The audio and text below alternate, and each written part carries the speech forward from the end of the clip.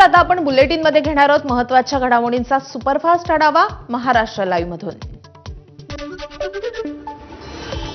बीडमधील छत्रपती संभाजी महाराज क्रीडांगणामध्ये आज राज्यामधल्या ओबीसी बांधवांची महाएल्गार सभा होणार आहे। ओबीसी आरक्षणाच्या संरक्षणासाठी मंत्री छगन भुजबळ यांच्या नेतृत्वामध्ये या सभेचं आयोजन करण्यात आलंय।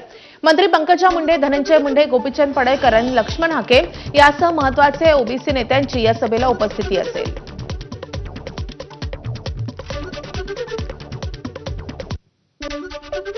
दरम्यान मंत्री छगन भुजबळ यांच्या नेतृत्वामध्ये होणाऱ्या ओबीसी महाएल्गार सभेवर मराठा समाजाचे नेते मनोज जरांगे यांनी प्रतिक्रिया दिली आहे। मुख्यमंत्री देवेंद्र फडणवीसांनी जीआर काढलाय, त्याविरोधात भुजबळ का राज्यभर फिरतायत असा सवाल जरांगेंनी उपस्थित केलाय। तर मराठा समाजाचं जिंकलेलं मन फडणवीसांनी दुखू देऊ नये असंही जरांगेंनी म्हटलंय। सध्या काय निवडणूक आहे, ओबीसी वाडाओढी चालल्या, यावल्याच्या अलिबाबाकडे किती, त्यांच्याकडे किती, त्याच्याकडे किती अशी वाडातडी चालली आणि यांना फक्त मोर्चाला आणि मतदानाला पाहिजे, नोकऱ्याला लागतील नाही लागतील काही यांना देणं घेणं नाही। छगन भुजबळला जर त्यांनी सांगितलं ती टप्परच नाही नाशिक सोडायची।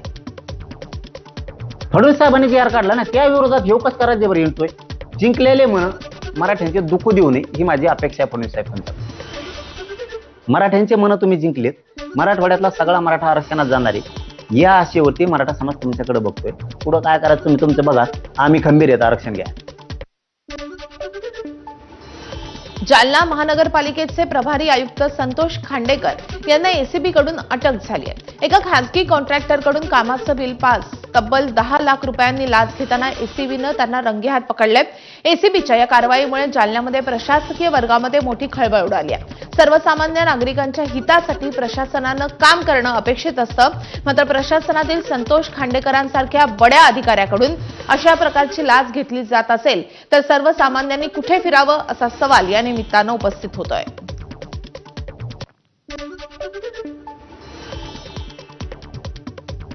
खांडेकरांच्या अटकेनंतर कंत्राटदारांनी एसीबी कार्यालयाच्या बाहेर फटाके फोडत आपला रोष व्यक्त केलाय। संतोष खांडेकरांनी बांधकामाचं बिल देण्यासाठी कंत्राटदाराकडनं 10 लाखांची लाच मागितली होती। यावेळी लाचलुचपत प्रतिबंधक विभागानं खांडेकरांच्या शासकीय निवासस्थानी सापळा रचत त्यांना रंगेहात पकडलाय। यानंतर काही कंत्राटदारांनी एसीबी कार्यालयासमोर फटाके फोडून आपला रोष व्यक्त केलाय, तसेच एसीबी अधिकाऱ्यांचे आभारही मानले। मला खूप आनंद वाटला, कारण की असा भ्रष्ट अधिकाऱ्याला एसीबीने जी कारवाई केली त्यांच्या स्वागतासाठी आम्ही हे फटाके फोडलेले आहेत। अशा अधिकाऱ्यावर एसीबीने तात्काळ कारवाई करण्यात यावी। किती अधिकारी आहेत जालन्यात? जालन्यामध्ये जिल्हा परिषदला आहे, बांधकाम विभागाला आहे, पीडब्ल्यूडीला, जलसंधारणला आहे। बिहारमध्ये निवडणुकीची रणधुमाळी सुरू झाली आहे। मुख्यमंत्री देवेंद्र फडणवीस आज बिहारच्या दौऱ्यावर असून निवडणुकीच्या प्रचारामध्ये सहभागी होतील। काही उमेदवारांचं नामांकन अर्ज भरण्यासाठी देखील मुख्यमंत्री उपस्थित राहतील। आज राष्ट्रवादी काँग्रेस शरद पवार पक्षाच्या वतीनं काळी दिवाळी आंदोलन करण्यात येत आहे। 31,000 कोटींच्या शेतकरी पॅकेजच्या नावावर सरकारनं शेतकऱ्यांची फसवणूक केल्याचा शरद पवारांच्या राष्ट्रवादीचा आरोप आहे। त्यामुळे आज राज्यातील प्रत्येक जिल्हाधिकारी कार्यालयासमोर शरद पवारांच्या राष्ट्रवादी पक्षाचे कार्यकर्ते आंदोलन करतील अशी माहिती आहे। आधार कार्ड आणि ते सुद्धा चक्क अमेरिकेचे अध्यक्ष डोनाल्ड ट्रम्प यांचं। ऐकून धक्का बसेल, पण शरद पवारांच्या राष्ट्रवादीचे आमदार रोहित पवार यांनी ट्रम्प यांचाच बोगस आधार कार्ड तयार करून दाखवले, तेही भर पत्रकार परिषदेमध्ये। बोगस आधार कार्ड वापरून बोगस मतदार तयार करण्यात आल्याचा रोहित पवारांचा आरोप आहे। बोगस आधार कार्ड कसं तयार केलं जातं याचं प्रात्यक्षिक त्यांनी चक्क ट्रम्प यांचं बोगस आधार कार्ड तयार करून दाखवलंय। भाजपचे देवांग दवेंनी निवडणूक आयोगाची वेबसाईट आपल्या हाती घेत बोगस याद्या तयार केल्याचंही त्यांनी म्हटलंय। तर यावर आपण निवडणूक आयोगाशी काही संबंध नसल्याचं दवे यांनी याआधी स्पष्ट केलंय।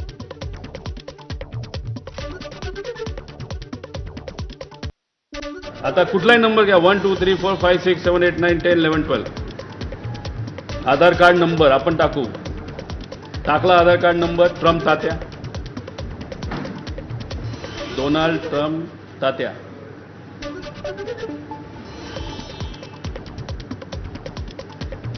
ठीक आहे, हाऊस नंबर माझा मतदारसंघ 0 हाऊस नंबरवर अनेक लोक रजिस्टर आहेत, 0 करा, नाही तर 7 करा। चला, नॉट 7।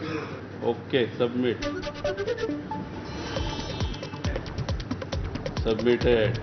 आता फ्रेंड कदाचित हे ID प्रूफ आहे, हे फक्त बघितलं जातं, सगळी खोटी माहिती कशी टाकली जाते. आता हा वेबसाईट आहे, मी ओपनली तुम्हाला सर्वांना दाखवल्यानंतर कदाचित जे कुणी असेल ती वेबसाईटसुद्धा बंद करू शकतात. अशा पद्धतीने अनेक वेबसाईटचा वापर केला. आता ट्रम्प तात्या झाले आहेत आमचे मतदार राशींचे. आता मी आधार कार्ड त्यांचं झाले, मतदार झालेले आहेत, कदाचित हे उभा सुद्धा राहू शकतात. फक्त हे बघितलं जातं ना, अधिकारी डोळे झाक पद्धतीने अशा पद्धतीने मतदान तिथं करून घेतात.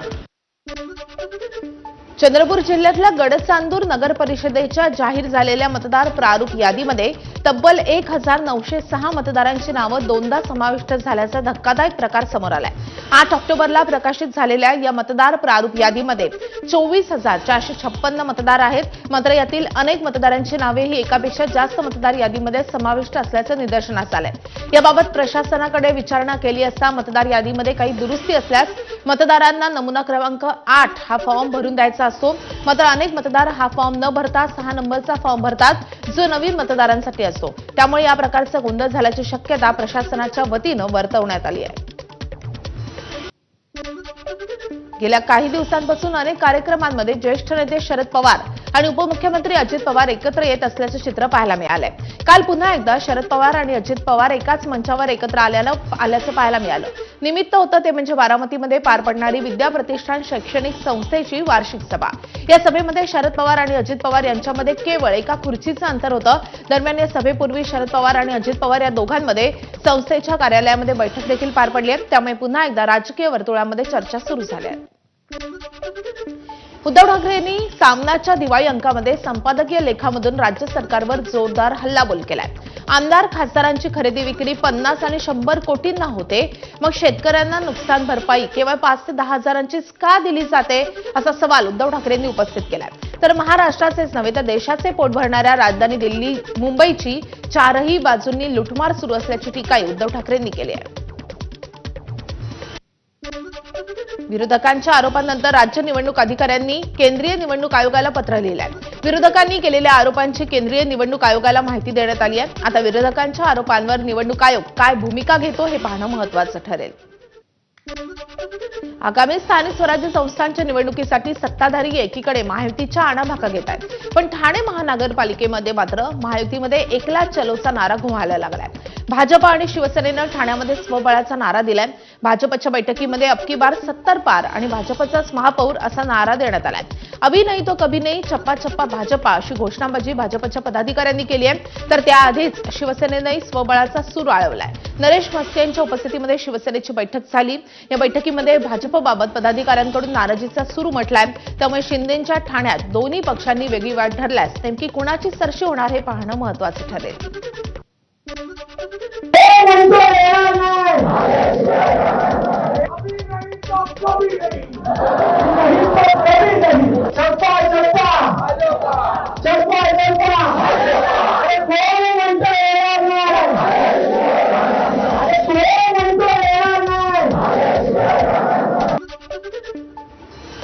दरम्यान ठाण्यामध्ये भाजप आणि शिवसेनेकडून देण्यात येणाऱ्या स्वबळाच्या नाऱ्यावरून उपमुख्यमंत्री एकनाथ शिंदेंनी प्रतिक्रिया दिली.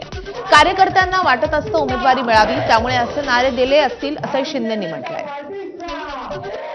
कार्यकर्त्यांना वाटत असतं की आपल्याला सगळ्यांना उमेदवारी मिळाली पाहिजे, सगळे निवडणुकीत सहभागी झाले पाहिजे. शेवटी काय, महायुतीमध्ये आम्ही लोकसभा लढलो, महायुती म्हणून विधानसभा लढलो, स्थानिक स्वराज्य संस्था देखील आम्ही महायुती म्हणून लढणार आहोत. कार्यकर्त्याची भावना असते. महायुतीमधल्या भाजप आणि शिंदेच्या शिवसेनेनंतर ठाण्यामध्ये अजित पवारांच्या राष्ट्रवादीने देखील स्वबळाचा नारा दिलाय. उपमुख्यमंत्री अजित पवार आणि पक्षाच्या वरिष्ठ नेत्यांकडे मागणी केली असल्याची पक्षाचे सरचिटणीस आणि ठाणे महापालिकेचे माजी विरोधी पक्षनेते नजीब मुल्ला यांनी माहिती दिली आहे. भाजपने अबकी बार 70 पारचा नारा दिल्यानंतर अबकी बार 25 पारचा नारा अजित पवारांच्या राष्ट्रवादीने दिलाय. भारतीय जनता पार्टीचा चप्पा चप्पा चप्पा चप्पा अरे कोण म्हणतो येणार नाही, अरे कोण म्हणतो येणार नाही. अरे ठाणे पुण्याचं भारतीय जनता पार्टीचा भारतीय जनता पार्टीचा. ठाणे शहरातले महापालिकेच्या हद्दीतले भिवंडी महापालिकाच्या आणि इतर ठिकाणी आम्ही आधीच सांगितलंय की आम्हाला स्वबळावरच जायचंय. कारण या महापालिकेच्या निवडणुकीत जात असताना या 20 वर्षात त्यांनी केलेला भ्रष्टाचाराचा ओझा आम्हाला घेऊन जायचा नाहीये. ठाण्यामध्ये पालिका निवडणुकीच्या कामाला सुरुवात झाली आहे. निवडणूक आयोग कार्यालयामध्ये मतदार याद्यांचं काम सुरू करण्यात आलंय. राज्य निवडणूक आयोगाकडून आलेल्या याद्या प्रभाग समितीनुसार वितरण करण्यास सुरुवात होणार आहे. 9 प्रभाग समितीमध्ये या याद्यांचं वितरण होणार आहे. येत्या 6 ते 14 तारखेपर्यंत प्रारूप मतदार यादीवर हरकती सूचना घेतल्या जातील, तर 14 ते 28 तारखेपर्यंत सुनावणी होण्याची शक्यता आहे. उपमुख्यमंत्री अजित पवारांच्या जनसंवादला आता पहिल्यांदाच भाजपकडून उत्तर दिलं जात आहे. चिंचवड विधानसभेमध्ये पार पडलेल्या जनसंवादाला अवघ्या 24 तासामध्ये भाजपचे आमदार शंकर जगतापांनी जन की बातचं आयोजन केलंय. महायुतीमध्ये भाजप मोठा पक्ष असला तरी अजित पवारांनी शासकीय यंत्रणेला हाताशी धरून आगामी महापालिकेची मोर्ची बांधणी सुरू केली आहे. त्यानंतर भाजपच्या वरिष्ठांनी आपल्या आमदारांना अजित पवारांना उत्तर द्यायला लावलं आहे का? आजवर आमदार आपल्या दारी सुरू असलेल्या योजनेला आता जन की बात हे नाव देण्यात आलंय का? हा प्रश्न यामुळे उपस्थित होतोय. मनसे अध्यक्ष राज ठाकरे यांनी महाविकास आघाडीच्या शिष्टमंडळासोबत नुकतीच राज्य निवडणूक आयोगाची भेट घेतली आहे. त्यानंतर राज ठाकरे यांनी आपल्या पक्षाचे पदाधिकारी आणि गटाध्यक्षांचा मेळावा घेण्याचे निश्चित केलंय. हा मेळावा रविवारी 19 ऑक्टोबरला सकाळी 10 वाजता गोरेगावच्या नेस्को सेंटरमध्ये होईल.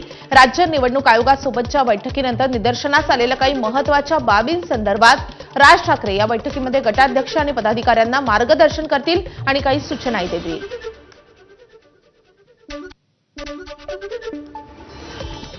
या बातम्यांसोबतच बुलेटिनमध्ये वेळ झाली अगदी छोट्याशा ब्रेकची. ब्रेकनंतर लगेचच परत आहे. पाहत राहा एबीपी माझा.